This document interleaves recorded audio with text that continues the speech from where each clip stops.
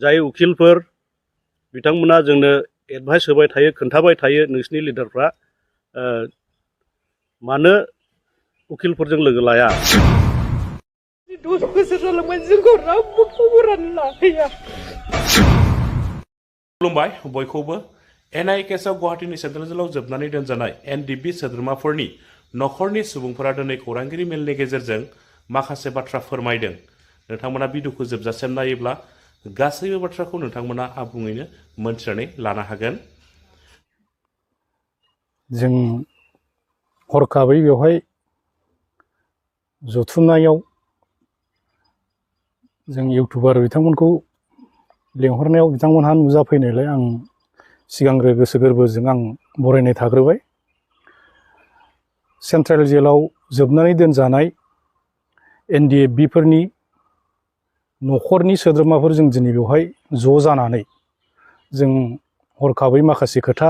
बुंनो थाखाय जों दिनै बेवहाय जथुमदों। आं बेखौनो बुंगोन जे फेमिलि जानानै मैया हरखाबै जोंहा जेनिखि हाइकर्टआव बेल पिटिशननि राय होदों।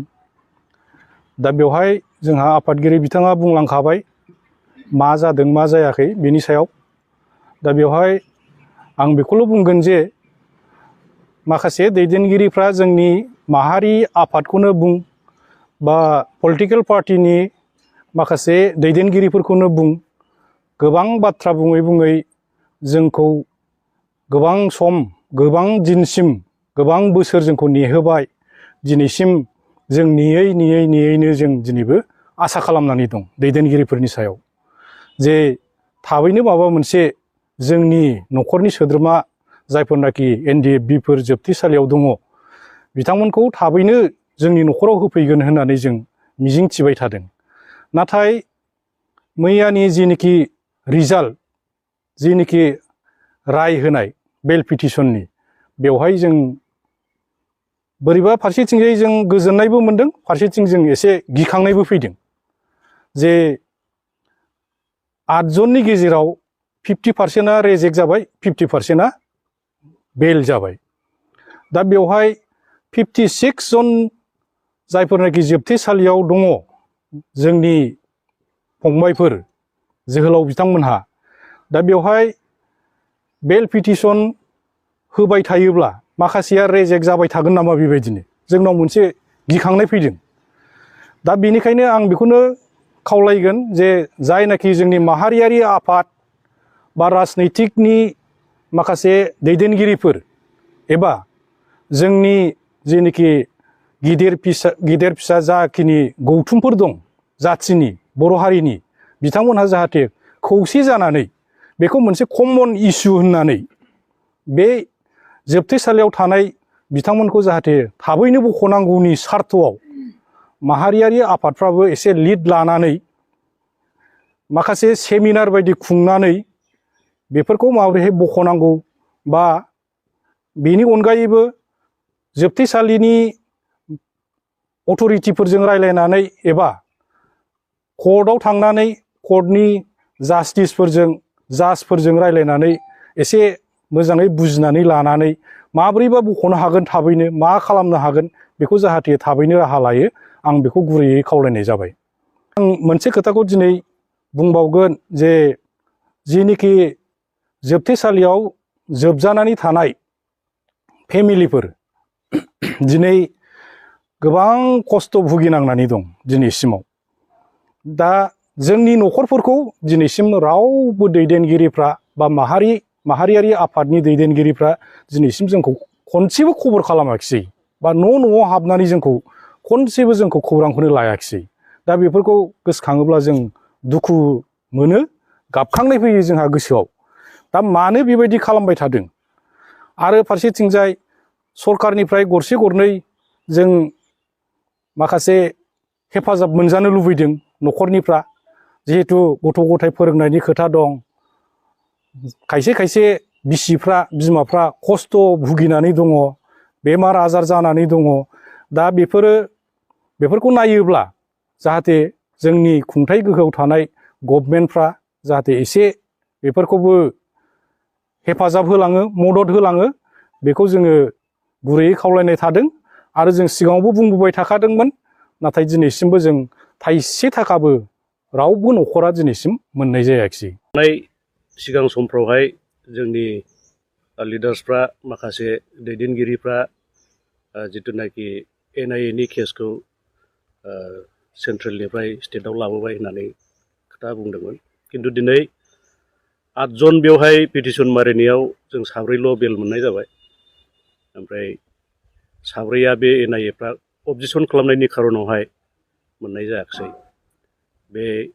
मानि थाखाय जाखो जों मिथिस' हाला जुदि गभर्नमेन्टआ बेहाय सापर्ट दंमोनब्ला गभर्नमेन्टआ जुदि नारसिनदोंमोनब्ला बिदि जानाय नङामोन जों बेखौ सिन्था खालामदों बेनि गेजेरजोंनो जों दिनैहाय जाय खुंथायाव थानाय गोहो गोनां बिथांमोननिसिम जों खर' गंग्लायै आखाइ खबजोबनानै खुलुमदों आरो जायफ्रा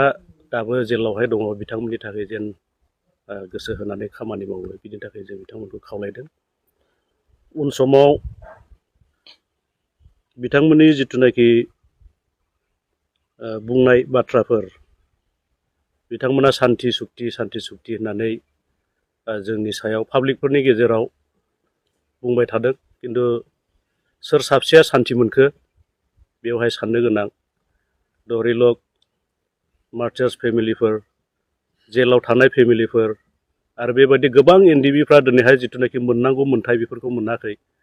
बेखौ नुनानैबो बिथांमोना माबोरै सान्थि जाखो होननानै बोरै बुंखो बेयाव माने जोंनि गोसोआव सोंथि फैबाय थायो आरोना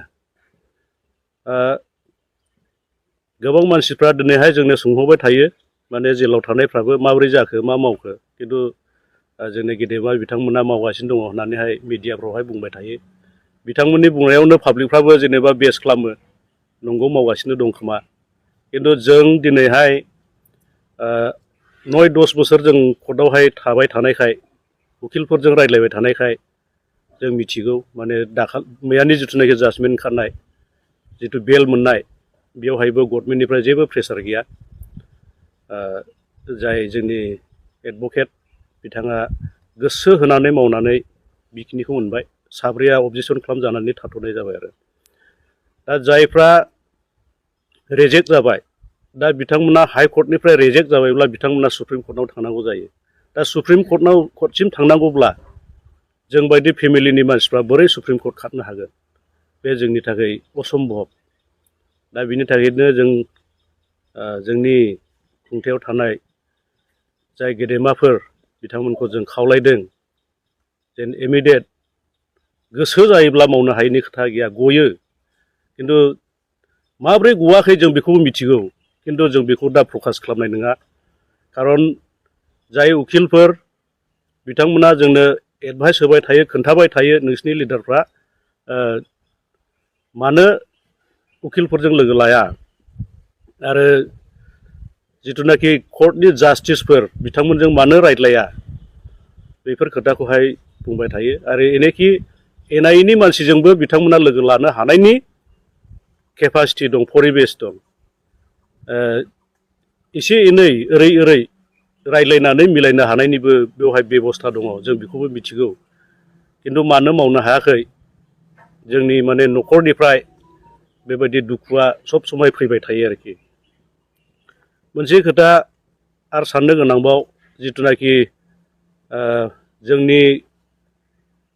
NDB निनो आगुनि जाय लिडार बिथाङा बुंबाय थायो माने BTR एकर्ड जानायनि सिगांनो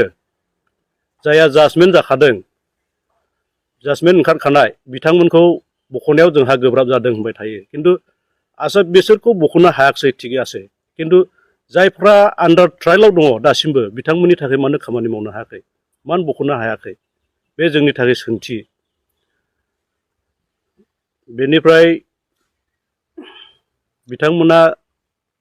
मा खालामनो सानदों मा मावनो सानदों बेखौहाय बिथांमोना जोंजों मालाबाबो रायज्लाया खिन्थु जोंबो रोङाब्लाबो कर्टखौ जों 10 बोसोरसो थाबायबाय थानायखाय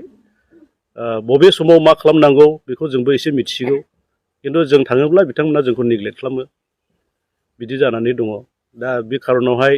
खर' गंग्लायै जों खावलायदों बिथांमोना जेन गोख्रैनो जोंनि मानसिफोरखौहाय बख'नानै होयो बख'नायनि बेब'स्थाखौ खालामो जों बेखिनि खावलायनाय थाथ'बाय।